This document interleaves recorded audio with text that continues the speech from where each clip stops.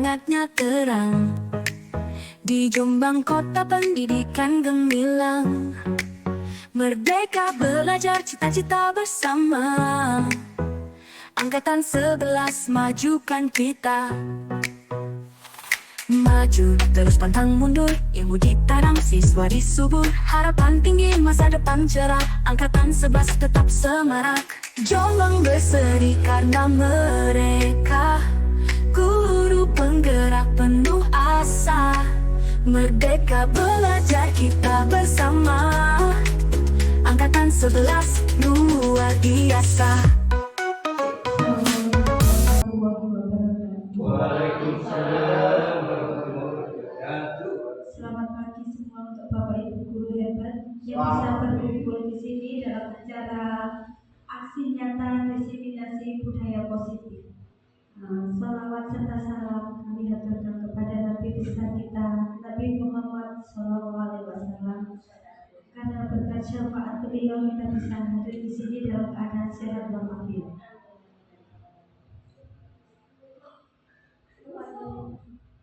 Kepada yang terhormat Bapak Kepala Sekolah kita, Bapak Wahyu Basuki, terima kasih atas kehadirannya serta rekan-rekan guru sekalian yang berbahagia. Pertama-tama,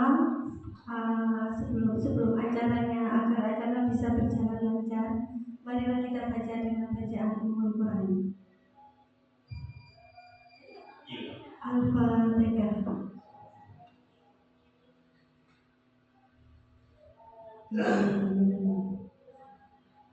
Untuk acara pertama, sambutan yang akan disampaikan oleh Bapak Kepala Sekolah kita, Bapak Wahyu Basuki. Kepada beliau, waktu dan tempat kami persilakan.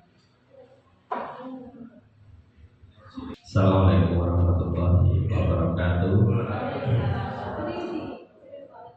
Yang kami hormati teman-teman guru semuanya, puji syukur kehadiran Yang Maha Esa, di pagi hari ini kita masih diberikan nikmat sehat, nikmat yang luar biasa sehingga kita bisa berkumpul dalam kegiatan aksi nyata diseminasi budaya positif dari teman kita Bu Ima. Salawat serta salam kita aturkan kepada junjungan kita Nabi Muhammad SAW. Teman-teman yang saya banggakan, di pagi setengah siang ini ya, teman kita Bu Ima akan melaksanakan diseminasi. Jadi nanti di samping Bu Ima menyampaikan materi, yang tidak kalah penting adalah masukan dari teman-teman semua. Ya, jadi apa yang disampaikan Bu Ima ini belum tentu 100% itu betul. Ya, jadi Bu Ima ini perlu masukan untuk menyempurnakan tugas-tugas dari guru penggerak. Dan saya harap juga sekarang ini mesti dibuka nih guru penggerak angkatan 12. Barangkali teman-teman ikut, monggo silahkan untuk daftar. Jadi untuk menambah pengetahuan kita yang pada akhirnya akan berimbas kepada anak didik kita. Mungkin itu yang bisa saya sampaikan. Saya kira Assalamualaikum warahmatullahi wabarakatuh. Agar acaranya berjalan dengan lancar, marilah kita berdoa yang akan dipimpin oleh Bu Bidan. Kepada Bu Bidan, waktu dan tempat kami persilakan. A'udzubillahiminasyaitonirrajim. Bismillahirrahmanirrahim. Alhamdulillahirabbil alamin. Allahumma shalli wa sallim ala sayyidina Muhammad wa ala ali sayyidina Muhammad. Hamdan syakirin, hamdan na'imin, hamdan yafina mawika fi mazidah. Ya Rabbana lakal hamdu kama yanbaghi li jalali wajhika wa li sultanik. Rabbana ighfir lana wa li walidina warhamhuma kama rabbayana shighara. Rabbana hab lana min azwajina wa dhurriyyatina qurrata a'yun waj'alna lil muttaqina imama. Rabbana atina fid dunya hasanah wa fil akhirati hasanah wa qina adzabannar. Subhana rabbika rabbil izzati amma yasifun wa salamun alal mursalin walhamdulillahi rabbil alamin.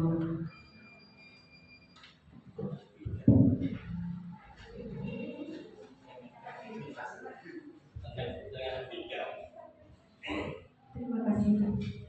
Untuk acara berikutnya, acara inti, yaitu aksi nyata diseminasi budaya positif yang akan disampaikan oleh Bu Lili Walimatul Mukarram.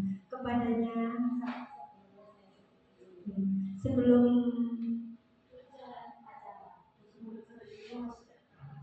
memasuki acara ini, saya sebagai pembawa acara meminta maaf apabila ada kurang dan lebihnya. Mari kita sambut dulu.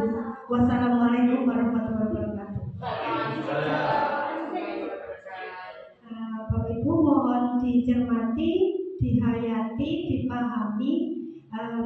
Terima kasih Bapak Ibu ya atas waktu yang diberikan kepada saya. Bapak Ibu, Assalamualaikum warahmatullahi wabarakatuh. Dalam kali ini saya ucapkan puji syukur kehadirat Allah Subhanahu wa taala yang telah memberikan kita kesehatan sehingga kita dapat berkumpul dan menikmati udara segar pada pagi hari ini. Salawat serta salam tetap Nabi Muhammad SAW. Yang ketiga kalinya saya ucapkan terima kasih kepada Bapak Kepala Sekolah yang telah memberikan saya ruang waktu sehingga saya bisa mengikuti pendidikan guru penggerak ini, dan tak lupa saya ucapkan lagi beribu-ribu terima kasih kepada Bapak Kepala Sekolah sekaligus teman-teman sekalian yang telah memberikan supportnya ya kepada saya sehingga saya tetap semangat membara meskipun menyala ya, meskipun tertatih-tatih dalam mengikuti pendidikan guru penggerak yang akan disusul oleh Bu Ika selanjutnya. Oke, Bapak Ibu kan karena berpasang-pasangan ya berpasang-pasangan monggo Mufidah di depan biar berpasang-pasangan sebelum kita memasuki materi ya. Sebelum kita memasuki materi saya ini ada pantun sedikit. Tadi sudah mengucapkan salam, sudah lanjut ya. Saya akan menyanyi sedikit saja. Bu Ika sampai pasangan di situ.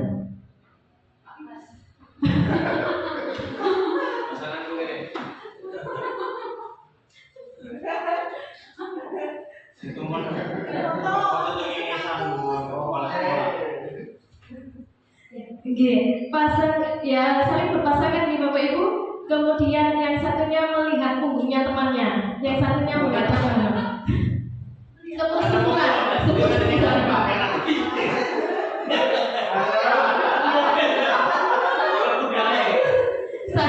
ya, kalau kritik-kritik itu bagaimana Bapak Ibu? Gini ya, kritik-kritik ya.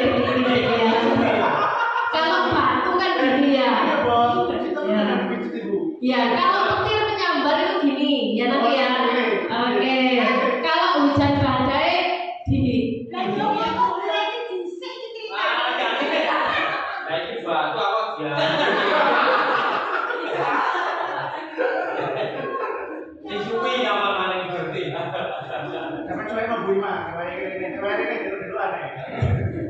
Oke, siap ya Bapak Ibu?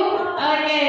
Hujan rintik-rintik. Loh, ayo Bu, diteluh Bu, diteluh. Ya, sebentar. Ya, Bu Zaro di sini ya. Coba dulu.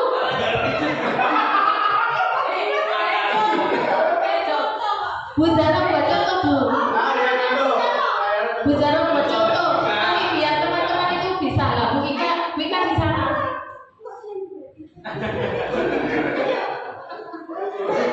Ya kalau hujan rintik-rintik gini ya Bapak Ibu ya.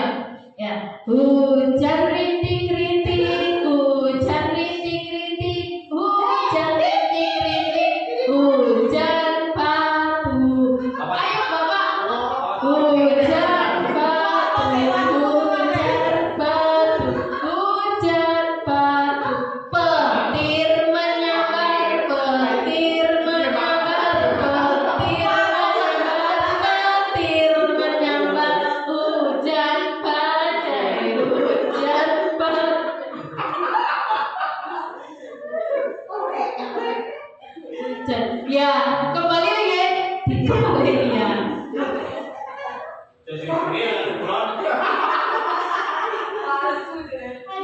Hujan rintik-rintik, hujan rintik-rintik, hujan rintik-rintik, hujan rintik-rintik, hujan batu, hujan batu.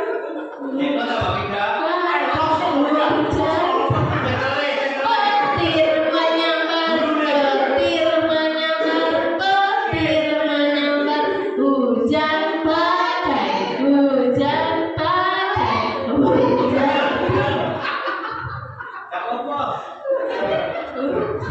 Ya, terima kasih Bapak Ibu.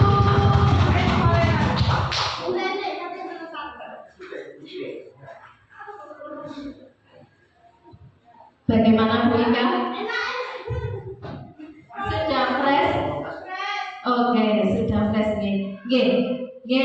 Untuk materi selanjutnya kita masuk Bapak Ibu. Lah, ini ada sesuatu. Jika Anda mengepalkan tangan, pernahkah Bapak Ibu mengepalkan tangan? Oke, bagaimana mengepalkan tangan? Oke, mengepalkan tangan. Lanjutnya, apakah Anda atau teman Anda yang menutup tangan Anda? Tidak, saya. Oh, siapa Bu? Oh, Ibu sendiri. Iya, yang mengepal. Oh, Ibu sendiri. Iya, yang mengepalkan tangan adalah jenengan piyambak Ibu. Iya. Nah, apakah Anda atau teman Anda yang membuka kepalan tangan? Tidak, saya. Oh, bisa jadi. Oke. Monggo. Ya bisa jadi ketika teman kita tahu ketika kita mau marah terus lalu si ujuk muring-muring yang digandeng gitu. Masuk sekali ya. Jawaban dari Bu Zara bagus sekali. Lah, dalam kegiatan ini sesungguhnya siapa yang mengontrol Ibu? Ya diri sendiri.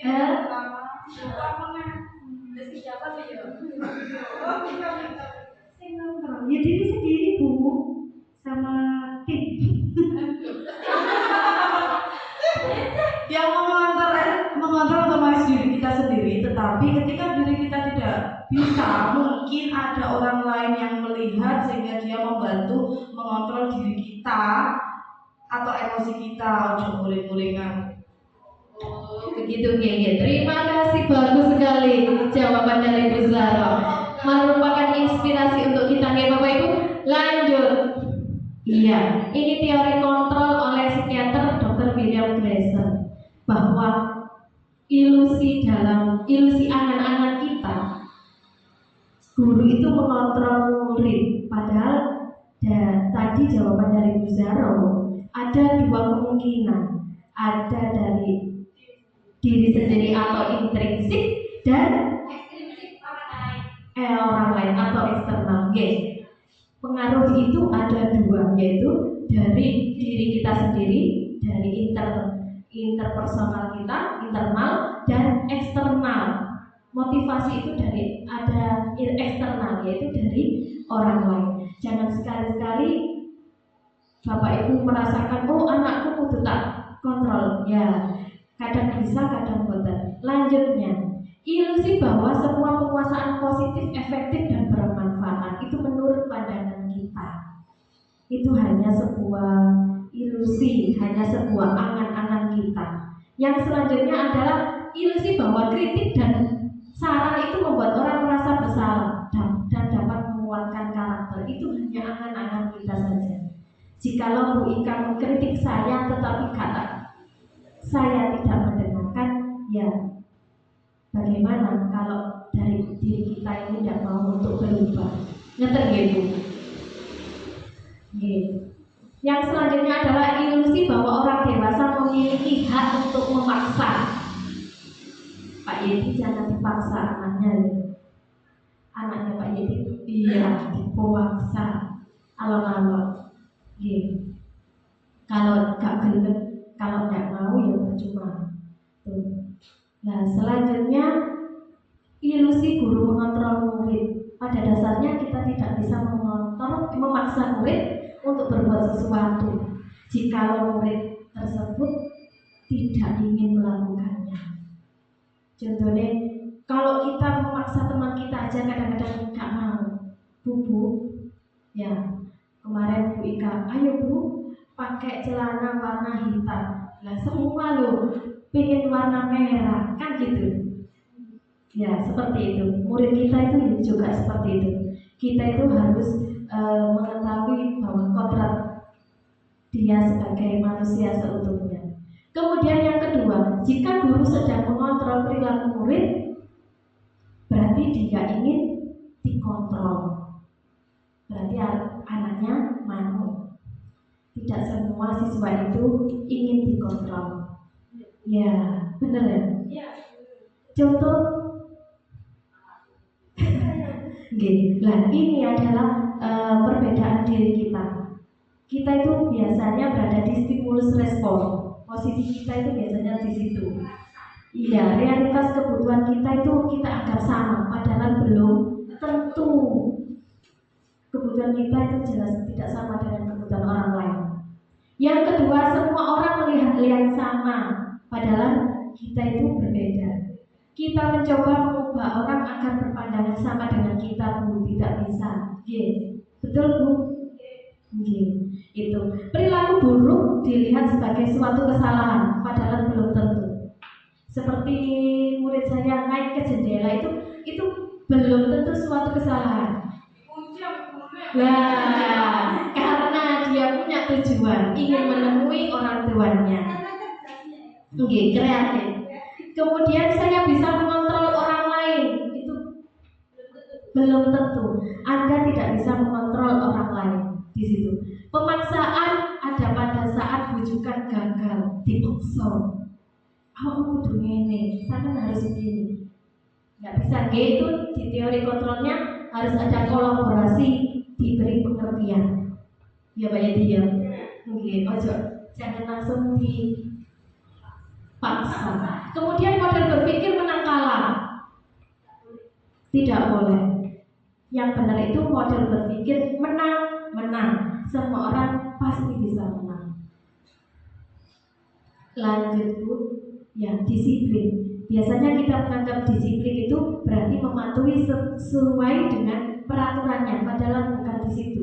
Disiplin yang sesungguhnya adalah yang bersifat self disiplin dari diri kita sendiri.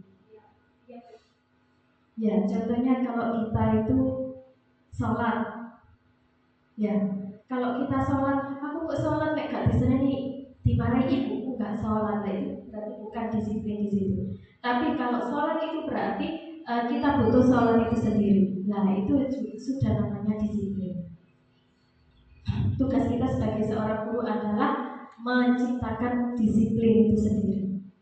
Yang selanjutnya kita sendiri ini yang mewajibkan kita dengan sekeras-kerasnya. Contoh, saya ingin membeli sebuah ThinkPad misalkan, berarti saya disiplin cari uang sekeras-kerasnya. Itu yang namanya disiplin. Jadi disiplin itu bukan peraturan yang harus mengikat, bukan, tapi penumbuhan karakter pada seseorang, pada murid kita itu yang akan dimunculkan adalah disiplin itu sendiri. Seseorang yang memiliki disiplin diri berarti mereka bisa bertanggung jawab terhadap apa yang dilakukan. Betul Bu? Saya kepingin punya HP, keras, kerja kita keras agar terwujud. Nah itu yang namanya disiplin itu tadi. Jadi tumbuh dari diri kita sendiri, bukan karena pemaksaan. Selanjutnya, ini adalah nilai-nilai kebaikan Bapak Ibu. Nilai-nilai kebaikan monggo dibaca yang menurut Anda ada pada diri Anda. Bersyukur. Berarti dia mempunyai nilai kebajikan bersyukur, selalu bersyukur apapun keadaannya. Alhamdulillah. Monggo Pak Faiz, nilai kebajikan apa yang dimiliki Pak?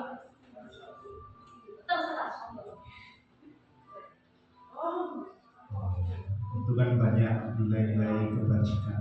Ada keterus-terangan, ya kebersihan, ya komitmen, iya, belas kasih, iya, percaya diri, iya, belas kasih lagi, iya lagi.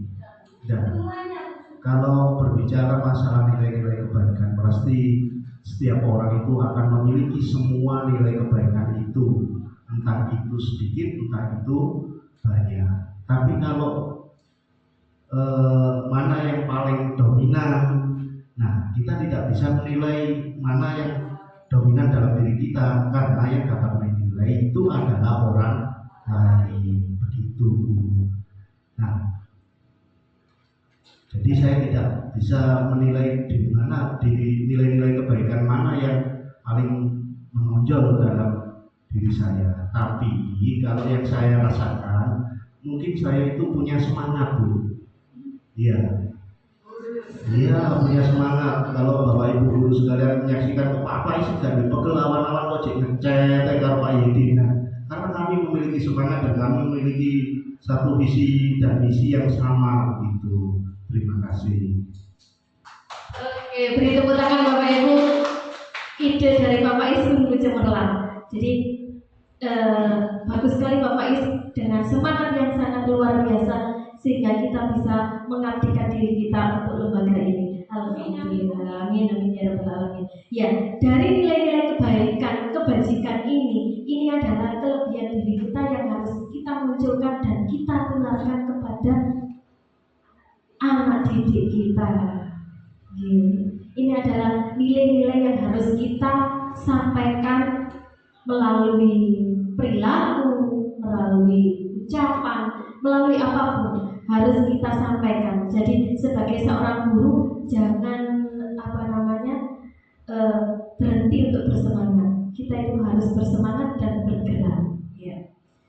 Kemudian Bapak Ibu, nilai-nilai kebajikan ini saya ulangi lagi harus kita tularkan ke anak didik kita. Ya, lanjut 3 motivasi perilaku manusia. Yang pertama, untuk menghindari ketidaknyamanan atau hukuman. Kadang-kadang tadi kan saya contohkan kalau sholat, saya nanti sholat supaya tidak dimarahi ibu saya. Ini adalah motivasi yang paling rendah. Yang kedua, untuk mendapatkan imbalan, ya. Jangan Bu. Ini saya rasanya sedang. Nah, ini yang kita gagas Bapak Ibu. Yang ketiga, untuk menjadi orang yang mereka inginkan dan menghargai diri sendiri dengan nilai-nilai yang dipercaya. Untuk menjadi yang kita inginkan dan menghargai diri sendiri dengan nilai-nilai yang dipercaya. Kita percaya bahwa murid kita, murid yang semangat luar biasa. Saya ulangi lagi ya. Ya, kita yakin murid kita bisa percaya pada diri kita. Kita yakin murid kita bisa jujur. Kita percaya bahwa murid kita kreatif, baik hati. Dari mana nilai-nilai ini? Ya kita yang memunculkan, kita yang menguatkan. Ya Bapak Ibu, ayo mari kita kuatkan nilai belas kasih sehingga anak-anak bisa kasih sayang pada temannya. Kita munculkan nilai gotong royong yang sekarang mulai pudar. Kita munculkan nilai rendah hati. Kita munculkan yang sangat nilai semangat dan dermawan. Ini nilai yang kita munculkan, tugas kita sebagai seorang pendidik. Maka dari itu guru itu berat ya. Berat membuat percaya. Lanjut Bapak Ibu, saya mempunyai soal. Monggo dibaca Bu Ika. Oh Mbak Tina. Bu Tina monggo dibaca. Iva kurang menguasai pelajaran matematika, sehingga pada saat pelajaran tersebut berlangsung, dia lebih banyak berdiam diri atau menggambar di buku pelajarannya. Pada saat guru matematikanya, Pak Seno, menanyakan pertanyaan Iva menjadi gugup dan tak sengaja menjatuhkan tasnya dari kursi, serta tiba-tiba menjadi gagap pada saat berupaya menjawab. Seluruh kelas pun tertawa melihat perilaku Iva yang bicara tergagap dan terkejut tersebut. Pak Seno pada saat itu membiarkan teman-teman Iva menertawakan Iva yang bergagap dan malu luar biasa, dan malahan minta Iva untuk maju ke depan dan berdiri di depan kelas sambil menunjuk hidungnya karena tidak bisa menjawab pertanyaan Pak Seno. Kelas makin gaduh dan anak-anak pun tertawa melihat Iva di depan kelas memegang ujung hidungnya. Menurut siapa ini? Oh, menurut Bu Nurul, bagaimana dengan peristiwa tersebut? Tanggapan Bu Nurul terhadap Pak Seno? Ini bisa menjatuhkan mental Pak Seno ini perilaku menghukum Iva kurang tepat karena bisa menjatuhkan mentalnya, karena dia sudah malu, sudah ketakutan, tapi malah menjatuhkan mentalnya. Oh iya, bagus sekali Bu Nurul atas tanggapannya. Iya, Bu Ika monggo.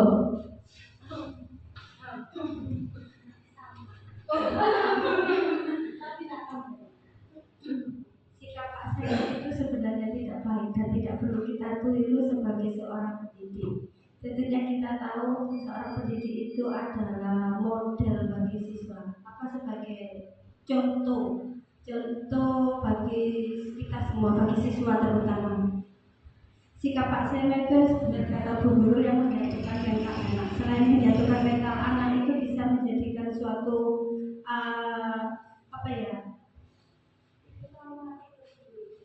trauma tersendiri. Itu pernah saya alami ketika saya SD dulu. Sekalian curhat ya. Jadi ini bisa dijadikan sebuah pembelajaran bagi kita semua sebagai bapak ibu guru. Pada waktu itu saya ingat guru saya sampai sekarang, sampai itu menjadi luka tersendiri bagi saya. Waktu itu usia SD, tidak saya sebutkan. Waktu itu, pada waktu itu saya tidak membuat kesalahan, dan pada waktu itu saya hanya apes. Apes, ceritanya saya waktu itu apes, dan saya tidak menyangka guru itu, bagi saya sebelum kejadian itu dia itu perfect teacher sebelumnya. Tapi setelah kejadian itu menjadi dia menjadi momok tersendiri bagi saya. Jadi timbul sikap tidak respect saya terhadap beliau karena satu kesalahan itu. Begitu. Terima kasih. Kesalahan waktu itu saya tidak melakukan kesalahan hanya pada jam kosong. Waktu itu saya kok keluar, dan waktu itu dia mungkin emosi di luar. Betul. Oh tidak Pak. Waktu itu nggak sengaja kok sampah. Terus dia itu mungkin posisi entah ditegur, habis ditegur atasan atau punya masalah di rumah terus terbawa. Itu akhirnya berdampak bagi sikapnya beliau yang biasanya baik kok tiba-tiba seperti itu menjadi traumatik tersendiri. Terima kasih. Bagus sekali tanggapannya oleh Bu Ika. Terima kasih Bu Ika atas tanggapannya. Betul sekali yang disampaikan oleh Bu Ika, bahwa kita sebagai seorang guru tidak boleh mencontoh apa yang dilakukan oleh Pak Seno. Betul sekali. Nah, ini ada 3 poin di sini, Ibu Bapak. Ada hukuman, konsekuensi, dan restitusi. Kita fokusnya nanti akan ke restitusi. Karena di kurikulum Merdeka kita tidak diperbolehkan untuk melakukan hukuman. Konsekuensi ini boleh dilakukan. Selanjutnya, hukuman. Hukuman itu apa? Hukuman itu bersifat tidak terencana, tiba-tiba, ujuk-ujuk panas-panas Pak Zeti kepingin ngaplok lah gitu. Itu tiba-tiba dan tidak terencana. Itu yang namanya hukuman. Kemudian anak murid tidak tahu apa-apa yang akan terjadi. Tiba-tiba dilibatkan dalam hukuman tersebut. Nggih, Pak Zeti. Hukuman bersifat satu arah, Ibu Bapak, dari pihak guru yang memberikan dan murid hanya menerima suatu hukuman tanpa melalui suatu kesepakatan atau pengarahan dari pihak guru sebelumnya. Yang selanjutnya adalah hukuman yang diberikan bisa berupa fisik maupun psikis. Psikis itu berarti apa, Bu? Suatu perbuatan atau kata-kata. Bisa dicontohkan Pak Yedi kalau hukuman yang tidak boleh dilakukan. Fisik atau psikis? Fisik. Fisik boleh, psikis boleh. Hukuman yang diberikan berupa fisik yang tidak boleh. Ya ini misalnya, misal ini diberikan nabok bohongi, berita, nah itu nggak boleh. Ya. Apalagi yang zaman waktu kita kecil sekolah itu dibalik kuping sama dibalik apa ini godek ya. Kalau kita nggak bisa jawab itu dijual katanya Budia sampai gosok. Kalau psikis ini berupa kata-kata yang tidak enak atau bisa sampai tertanam di dalam memorinya. Mungkin kita mengejeknya atau dengan kata-kata yang tidak pantas. Tetapi kadang-kadang kita timbul emosi. Ya, itu saja.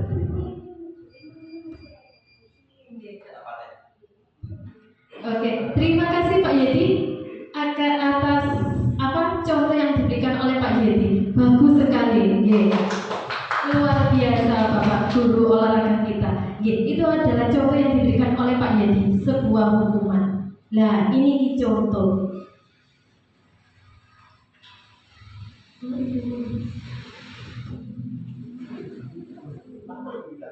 Guru ini dihukum, guru ini apa ya? Cocok ini. Sampai ketemu.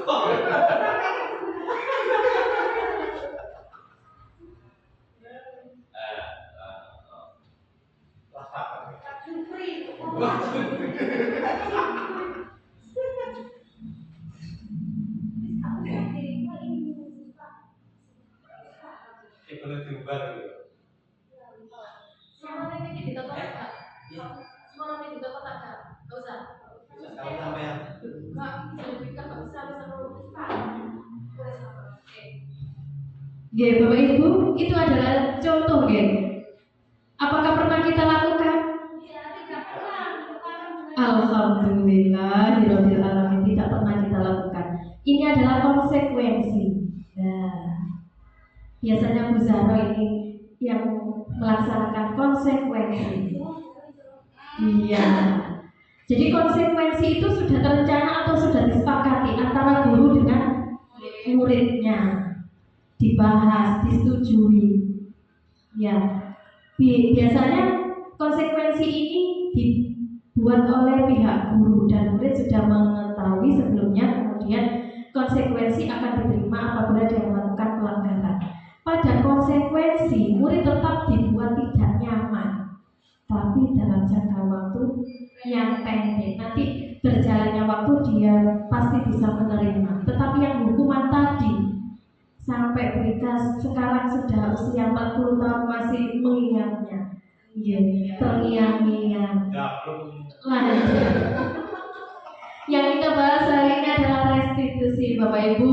Restitusi merupakan proses penciptaan kondisi bagi murid untuk memperbaiki kesalahan mereka, sehingga mereka bisa kembali pada kelompok mereka dengan karakter yang lebih kuat. Nah, restitusi merupakan proses kolaboratif. Jadi, guru bersama siswa melakukan kolaboratif bermusyawarah untuk menyelesaikan atau mencari solusi terhadap masalah yang dihadapinya. Kemudian adalah penghargaan yang terakhir. jika kita bisa memberikan suatu apresiasi kepada siswa kita, bisa membangkitkan semangatnya. Tetapi ada penghargaan yang bisa disalahgunakan. Lah, penghargaan bisa dapat juga merusak hubungan. Apa contohnya merusak hubungan? Pintar sekali Bu Dia, cemburu antar siswa. Enak-enak Bu Ika ngekei Alfa, ya itu cemburu. Kalau kita tidak memberikan apresiasi kepada murid kita secara keseluruhan, terjadi kecemburuan. Yang kedua adalah penghargaan mengurangi ketepatan. Kadang-kadang kita memberikan penghargaan sesuai dengan emosi kita, sehingga kita tidak tepat memberikan kepada mereka. Iya, penghargaan bisa juga menurunkan kualitas. Seperti murid kita diberi hadiah kalau kita juara 1, dia bisa menurunkan kualitasnya. Aku juara siji wis gak usah. Saya sudah juara 1, saya sudah merasa pintar, saya tidak usah belajar. Itu juga tidak boleh. Jadi penghargaan yang disarankan dalam kurikulum Merdeka hanya sebuah simbolis dan ucapan. Lah, iya, saya juga keliru. Maka sekarang kan kita belajar bersama-sama. Kadang-kadang kan saya juga memberikan penghargaan untuk siswa ranking 1, gitu ya. Itu kalau menurut di sini bisa mematikan kreativitas dan menurunkan kualitas. Selanjutnya yang akan kita bahas ini restitusi. Restitusi ini ada 3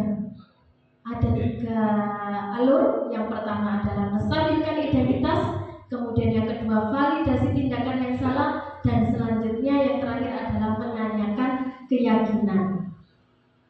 Iya, ini adalah kenapa kok kita menggunakan restitusi, karena manusia itu mempunyai 5 kebutuhan dasar yang harus dipenuhi.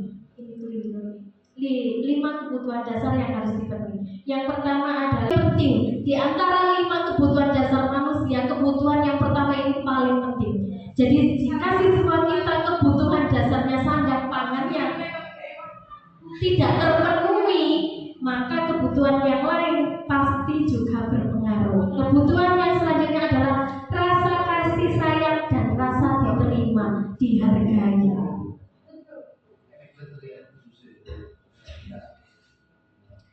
Selanjutnya adalah rasa penguasaan. Kadang-kadang siswa kita itu kepingin,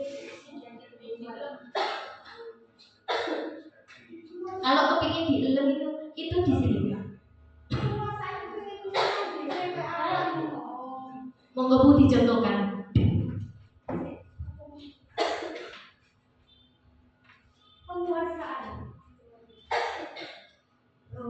Ini contohnya seperti anak saya ya. Saya tidak contoh yang lain. Penguasaan itu anak itu ingin dianggap paling hebat, paling pintar. Kadang anak butuh itu seperti itu. Tapi sebenarnya itu juga tidak baik Bu Ima. Akhirnya anaknya menjadi apa? Aku sombong. Itu biasanya. Jadi ada memang sifat dasar manusia itu kadang ingin diakui di lingkungan. Coba Bapak Ibu pahami sendiri. Kadang jenengan itu seperti itu. Anak nyopot jenengan itu seperti itu. Saya dapat beri contoh-contohnya saya sendiri.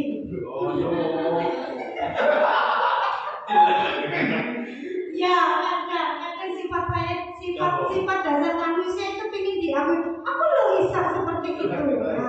Jadi dia minta pengakuan dari lingkungan selanjutnya kalau dia bisa, dia mampu dan dia hebat. Akhirnya dampak negatifnya yaitu menjadi angkuh, menjadi ingin menang sendiri. Tapi sebenarnya tidak apa-apa kalau dia dilihat dari sisi positifnya. Akhirnya dia punya sifat untuk berusaha berusaha agar lebih baik dari lingkungannya. Di lingkungannya seperti itu. Mungkin apa Betul sekali. Kadang memang kita butuh pengakuan, tapi sebagai seorang guru, pengakuan kepada siswa itu sangat diacungi jempol, bagus sekali. Tapi kadang-kadang kita sebagai seorang guru kita harus bisa menekan kebutuhan Lanjut nggih. Yang kita butuhkan kepada anak-anak adalah ini, kasih sayang dan rasa diterima. Kita anggap semua siswa ini sama, jangan dibeda-bedakan. Lanjut, kebutuhan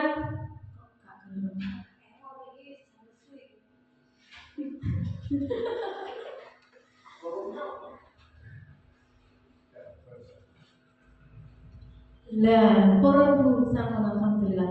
Kebutuhan kebebasan siswa untuk menentukan pilihannya. Yang terakhir adalah kesenangan. Kadang-kadang siswa kita jahil sama temannya, kenapa kamu kok jahil? Guyon bu, begitu. Itu merupakan kebutuhan kesenangan siswanya. Lanjut, ini adalah posisi kita Bapak Ibu, 5 posisi kontrol kita. Yang pertama adalah sebagai penghukum.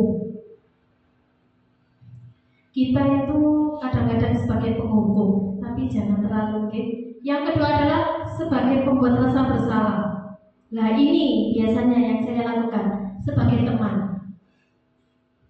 Sebagai teman, jadi kita tidak membedakan status kita sebagai seorang guru ataupun kepada siswa kita. Ini adalah yang keempat, posisi kita sebagai pemantau. Yang terakhir, posisi kita adalah sebagai manajer. Manajer itu bukan kepala sekolah saja Bapak Ibu. Guru juga sebagai manajer. Guru adalah manajer di dalam kelasnya. Iya, betul sekali Bu.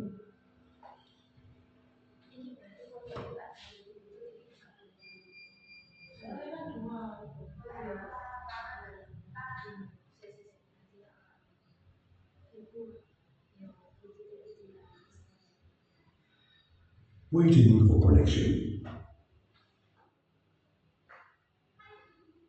Ya.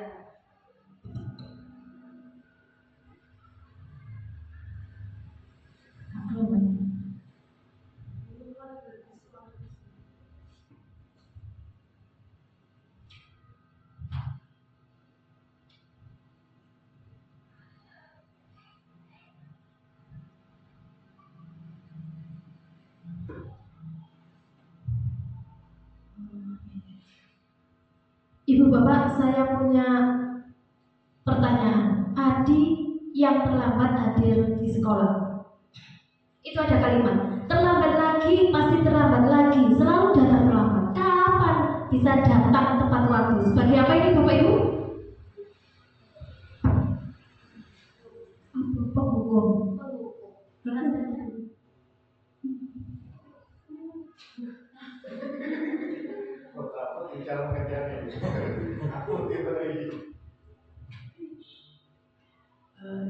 Sebagai penghukum, belum sudah divonis dijasmi, tambah lagi pasti terlambat lagi.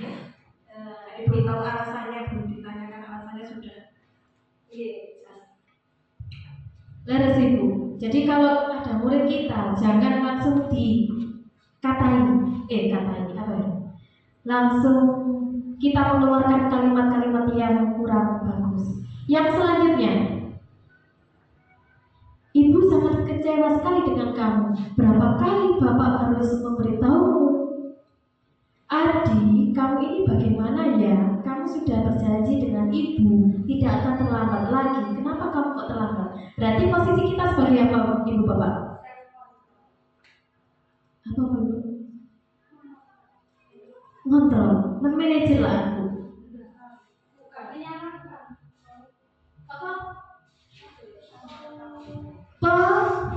Pembuat rasa bersalah. Pembuat rasa bersalah. Kamu kan sudah janji pada Ibu, kenapa kok kamu masih mengecewakan Ibu? Jadi dianya rasa negatif, ya Allah, iya, aku mengecewakan guruku. Sedih ya, segitu. Pembuat rasa bersalah. Selanjutnya Ibu Bapak, ada kalimat Adi. Monggo Pak Jadi. Niki apa kira-kira? Sebagai apa? Guru sebagai apa?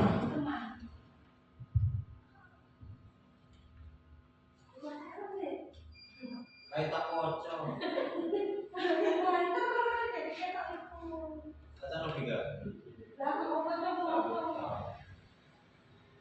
sambil senyum-senyum.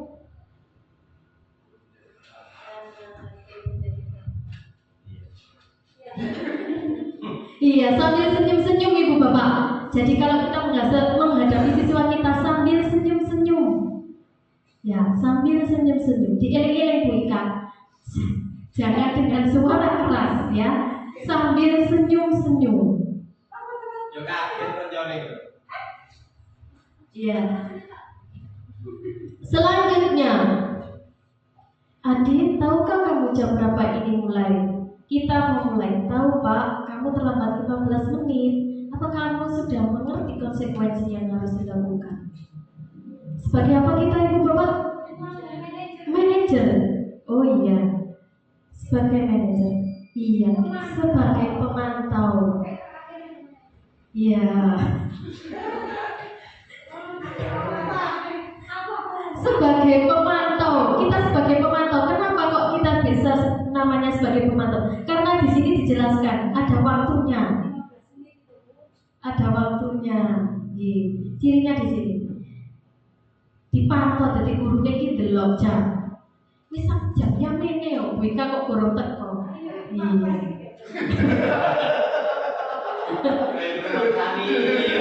Iya, selanjutnya lah ini sebagai manajer Ibu Bapak.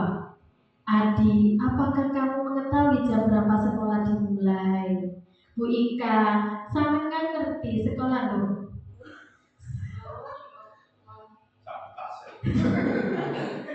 Sekolah dimulai kan jam 7. Mengapa Bu Ika kok terlambat? Kan begitu. Ya, seperti itu. Ini adalah sebagai manajer. Kita tanya dulu kepada anaknya, kenapa kamu kok terlambat? Sepeda saya kempos Bu. Oh, bensin saya habis. Jadi jangan langsung apa Bu? Marah. Iya, marah-marah. Iya. Lanjut ya. Ciri-ciri restitusi. Restitusi bukan untuk menebus kesalahan, namun untuk belajar dari kesalahan. Lanjut, restitusi memperbaiki hubungan. Jadi anak kalau dipanggil, aku ternyata saya tidak dimarahi sama Bu Ika, cuma diajak ngomong-ngomong, gitu. Ya Bu ya, jangan marah-marah. Ya, restitusi adalah tawaran, bukan paksaan. Apakah kamu mau bangun lebih awal lagi? Jangan bilang, sama ibu HP yang lain makan. Jangan Ibu, tolong pelan-pelan. Ya, kita belajar bersama-sama. Restitusi menuntut untuk melihat ke dalam dirinya. Berarti aku salahku apa ya?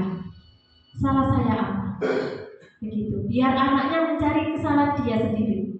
Kemudian restitusi mencari kebutuhan dasar yang mendasari tindakannya. Jadi setiap siswa itu mempunyai alasan yang harus kita hargai.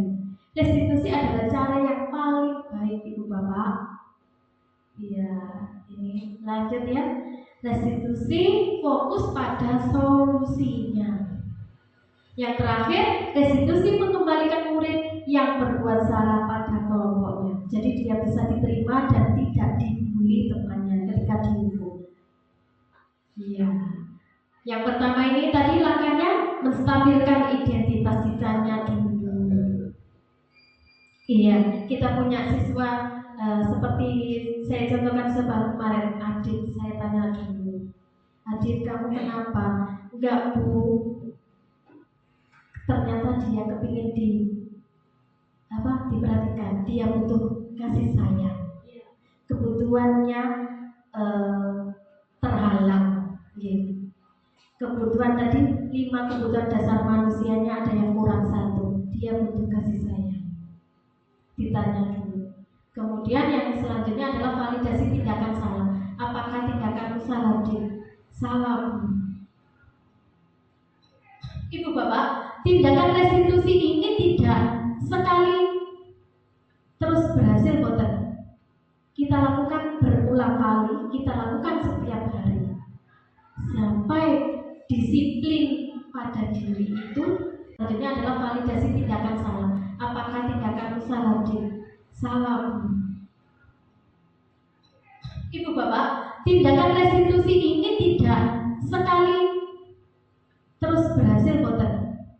Kita lakukan berulang kali, kita lakukan setiap hari sampai disiplin pada diri itu muncul.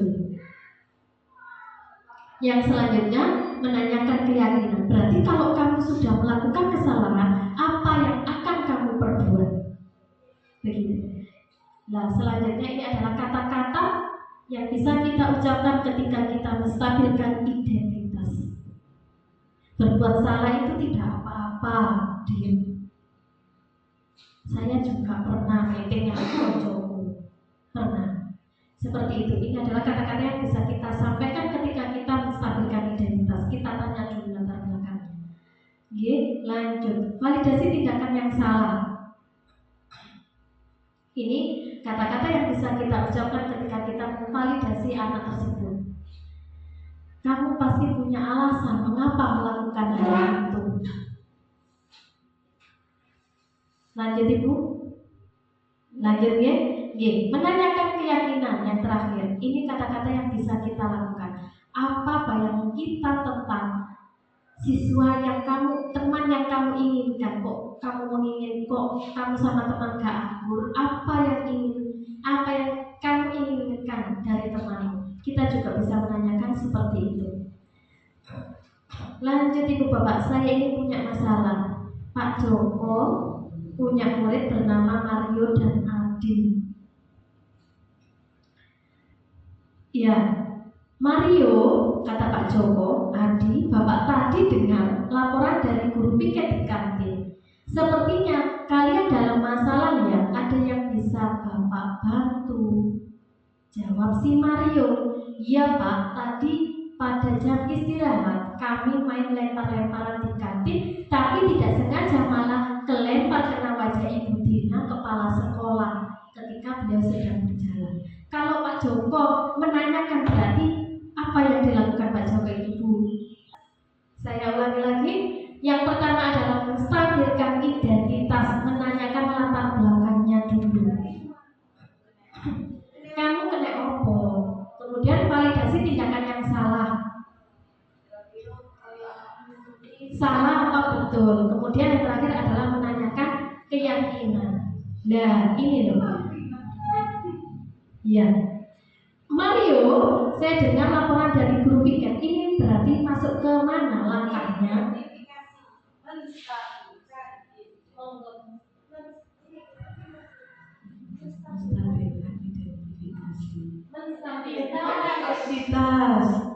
Menstabilkan identitas semua itu ya.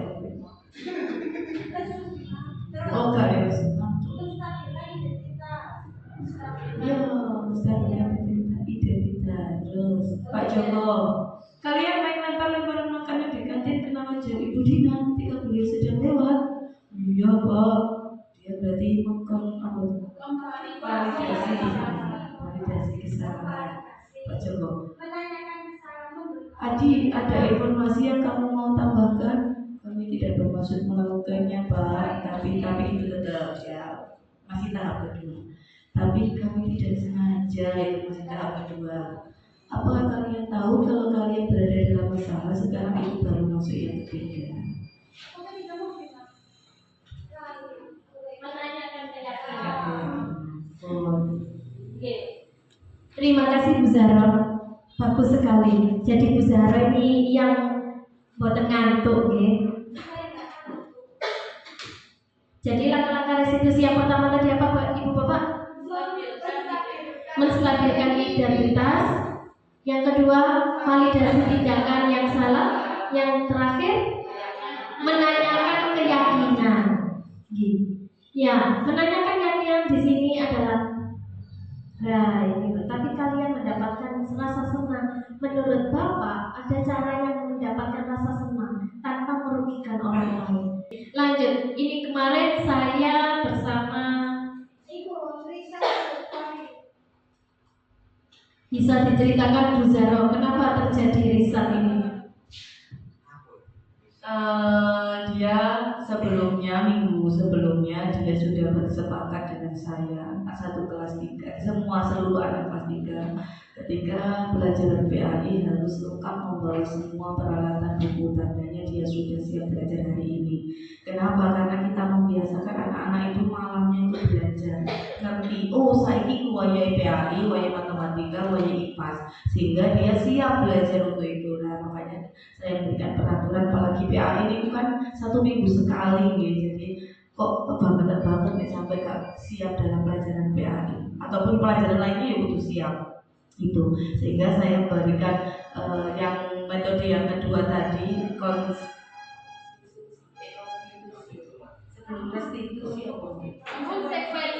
konsekuensi. Nah, sehingga saya melakukan konsekuensi dengan anak-anak kelas 3 ketika pelajaran Ibu Zahro harus membawa lengkap, baik itu buku paket, buku PAI, dan semua yang dibutuhkan dalam pelajaran PAI, sehingga pelajaran bisa terlaksana dengan baik, sehingga dia itu bisa mengikuti pelajaran yang baik. Dan ketika di situ minggu yang lalu juga saya sudah memberikan konsekuensi disepakatan dengan anak-anak bahwasanya ketika tidak membawa buku PAI maka dia harus turun kelas, ikut ke kelas bawah, tidak boleh ikut ke kelas atasnya, seperti itu. Jadi dia tidak siap dengan fase yang sekarang, dia harus turun fase dulu untuk menyiapkan dirinya kembali ke fase itu. Oke, terima kasih Bu Zahro. Nah, dari konsekuensi yang diberikan Bu Zahro, ternyata tadi konsekuensi adalah apa tadi? Membekas di hatinya dalam waktu yang pendek. Jadi lisan ini juga membekas. Bu Zahro, ternyata aku diturunkan di kelas 2. Yang kita harapkan adalah Bapak Ibu melakukan restitusi, melakukan 3 tahapan restitusi. Yang pertama adalah menstabilkan identitas, yang kedua adalah validasi tindakan yang salah, terakhir menanyakan keyakinan. Nah, ini adalah bagian ada hukuman, konsekuensi, dan restitusi. Kalau hukuman sesuatu yang menyakitkan, konsekuensi sesuatu harus terjadi. Jadi Rizal itu turun di kelas 2, kejadian yang terjadi. Tapi kalau restitusi, dia memilih, aku milih hukuman apa yang ingin ku lakukan, seperti itu. Yang selanjutnya, korban mendapatkan keadilan kalau hukuman. Tapi kalau konsekuensi, korban bisa diabaikan. Selanjutnya, tetapi kalau restitusi, korban mendapatkan ganti, keikhlasan hati. Lanjut Ibu Bapak. Nah, ini adalah tadi. Selanjutnya, nah ini kalau hukuman paksaan, konsekuensi ada stimulus, ada respon. Responnya anak Risa kembali ke kelas 2 itu responnya karena terpaksa, karena dia harus mengikuti konsekuensi yang telah dijalankan. Yang selanjutnya adalah restitusi. Restitusi berarti menggunakan teori kontrol sadar diri. Restitusi ini tidak dijalankan sekali Pak, tetapi kita jalankan berkali-kali sehingga tumbuhnya disiplin positif. Ini adalah cara kita membuat keyakinan kelas. Keyakinan kelas yang kita buat biasanya saya buat itu gurunya. Kesepakatan kelas ini. Salah yang membuat itu muridnya. Oke, monggo Bu. Kesepakatan kelas, sebenarnya kesepakatan kelas itu yang membuat itu harusnya siswanya. Kenapa? Guru hanya tadi dikatakan guru hanya manajer yang mengatur saja.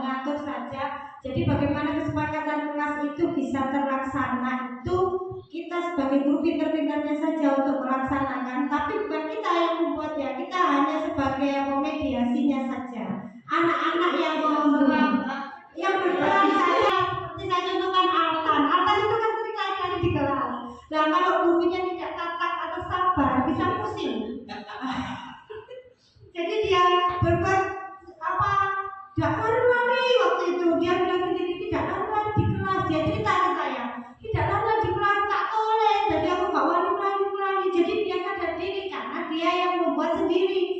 Iya, betul sekali, hebat sekali Bu Ika. Terima kasih, Jos. Ya, keyakinan kelas ini berupa pernyataan-pernyataan universal. Ya, ini lanjut Bu Bapak. Keyakinan kelas ini sebelumnya kita buat adalah peraturan dulu. Keyakinan kelas ini betul sekali yang disampaikan oleh Bu Ika adalah kesepakatan antara guru dengan siswa. Jadi siswanya yang membuat, jangan kita yang membuat. Kalau siswanya tadi yang membuat, dia mempunyai kekuatan dalam dirinya atau kesadaran dalam dirinya, ada motivasi internal yang muncul di dalam dirinya. Ini merupakan peraturan di kelas 1 yang ditulis. Saya yang menulis, tetapi anak-anak yang kalimatnya dari anak-anak. Ini belum sempurna Ibu Bapak. Ya, misalnya anak itu beda-beda. Yang pertama, tidak boleh memukul. Ini merupakan peraturan. Kenapa? Karena sesuai dengan kalimat yang diucapkan. Tidak boleh lari-lari saat pelajaran. Ini anaknya juga sendiri yang menuliskan. Jadi saya menuliskan namanya di sini. Peraturan ini kalimatnya boleh tidak ini boleh. Tetapi nanti kalau pada masuk ke kesepakatan kelas menggunakan kalimat positif. Mengapa? Alasannya mungkin Pak Faiz? Tahu saya. Oh, tahu Bu ya. Iya, Bu. Kenapa? Ini bukan masalah bahasa. Untuk anak seusia 0 sampai usia anak-anak. Secara psikologi usianya Artan itu 7 tahun masuk dalam operasional.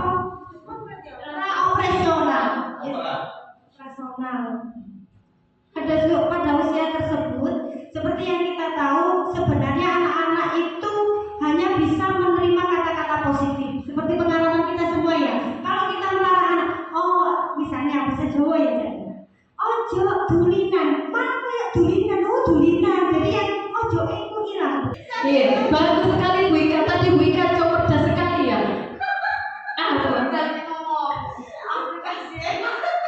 Iya, bagus sekali. Secara keilmuan kita harus mencontoh Bu Ika.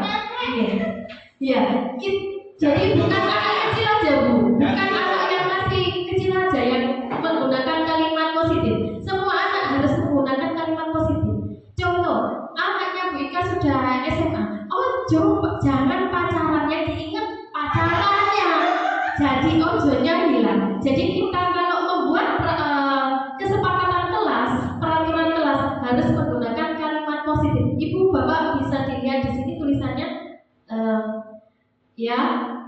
tidak boleh memukul. Kita bisa membuat kalimat positif di sini sebagai apa? Tidak boleh memukul. Yang diingat-ingat anak pasti akan memukul. Kita harus menggunakan kalimat positif di sini apa Ibu Bapak? Saling menyayangi teman. Pintar sekali Ibu. Bagus sekali ya. Iya, bagus sekali untuk Bu Ika ya. Kita harus saling menyayangi sesama teman. Nah itu sudah beberapa hari ini karena saya baru mempelajari, sehingga saya juga menyampaikan ke anak-anak dengan kalimat positif. Kita harus saling menyayangi ya anak-anak. Saling menyayangi. Setiap hari kita sampaikan seperti itu. Pasti anak-anak Pak teringat-ingat. Saling menyayangi. Pesan Bu Zaro, saling menyayangi, saling menyayangi begitu. Itu Ibu Bapak yang saya sampaikan. Lanjut keyakinan kelas tadi. Sebelum keyakinan kelas sesudah keyakinan kelas ditulis tadi, kita juga harus menuliskan tugas guru. Jadi anak-anak juga tahu bahwa guru itu tugasnya apa, siswa juga tugasnya apa. Jangan terus kita menulis kesepakatan kelas ini saja, jangan. Jadi anak-anak biar juga tahu bahwa tugas guru itu apa, tugas siswanya juga seperti apa. Ibu Bapak, terima kasih atas waktunya. Mungkin ada pertanyaan? Iya, tidak ada pertanyaan. Terima kasih atas waktunya. Ibu Bapak, semoga tergerak. Amin.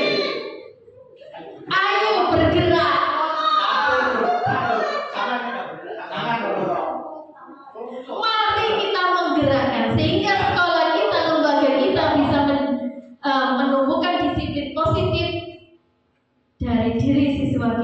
masing-masing. Oke. Oke, Bapak Ibu siap untuk melakukan restitusi?